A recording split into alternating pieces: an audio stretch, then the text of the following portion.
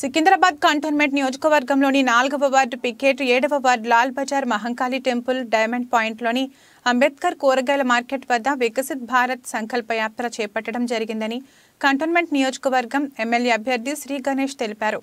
BJP మహిళా నాయకురాలు నాగినేని సరితతో కలిసి శ్రీ గణేష్ మాట్లాడుతూ Ayushman Bharat card, Aadhaar update, PM Ujjwala gas cylinder, Jeevan Jyoti బీమా, సురక్ష బీమా లాంటి మరెన్నో సేవలు ఉన్నాయని తెలిపారు.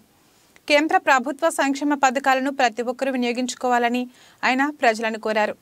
ఈ కార్యక్రమంలో జె రామకృష్ణ, నాగినేని సరిత, ప్రభు, నీరజ్, బీజేపీ నాయకులు తదితరులు అధిక సంఖ్యలో పాల్గొన్నారు.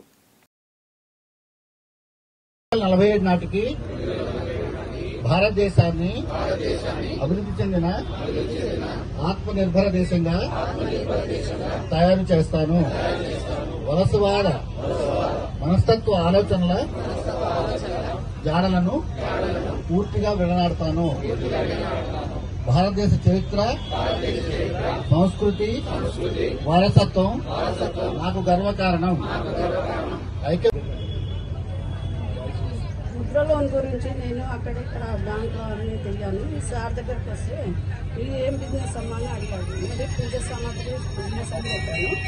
అయితే ఇస్తామమ్మా, ఎందుకు తీసుకున్నావు, ఏమైనా ఆధార్ కార్డు ఉంటాడు అవన్నీ తీసుకురంటే తీసుకొస్తే సార్ నాకు ముద్ర లోన్ ఇచ్చాడు. మా బిజినెస్ అయితే నడుస్తుంది. ఇప్పుడే కంటిన్యూగా నేను కడుతున్నాను. 2 లక్షల వరకు ఇచ్చాను. పేరేసి జోత్ సార్, వికెట్ సార్, మరి కుట్రలు ఉన్నాయి సార్.